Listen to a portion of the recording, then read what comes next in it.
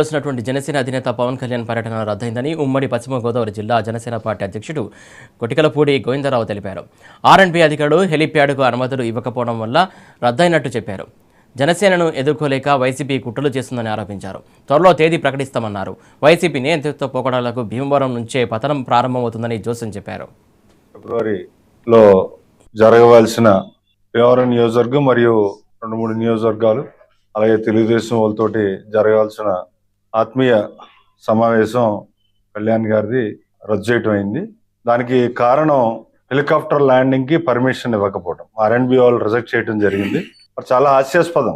ఎప్పుడూ కూడా మన బివి రాజు కాలేజ్ స్థలంలో ఆనాటి ప్రెసిడెంట్, భారతదేశ ప్రెసిడెంట్ అయినటువంటి అజయ్ కలాం గారు కానీ, అర్బన్ యూనియన్ మినిస్టర్ వెంకయ్యనాయుడు గారు కానీ, అదే విధంగా ఇదే మన కళ్యాణ్ గారు, మన ప్రెసిడెంట్ గారు 2019లో అక్కడ 3 సార్లు ల్యాండ్ అయ్యి నియోజకవర్గం రావడం జరిగింది. ఇప్పుడు చుట్టుపక్కల బిల్డింగ్లు వచ్చేసినాయి అని ఏదో చెబుతూ, ఇప్పుడు టెక్నాలజీ పెరిగిపోయింది.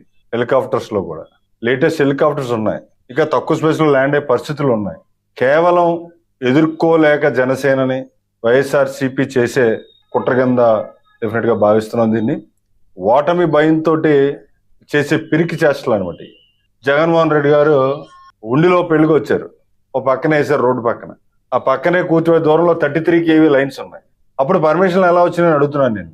అంటే మీరు రావాలంటే హెలికాప్టర్ పర్మిషన్ అక్కర్లేదు, మీరు రావాలంటే పర్మిషన్ రూల్స్ రెగ్యులేషన్స్ మీకు అనుకూలించు అనే మాట దాటవేయటం చాలా హాస్యాస్పదం.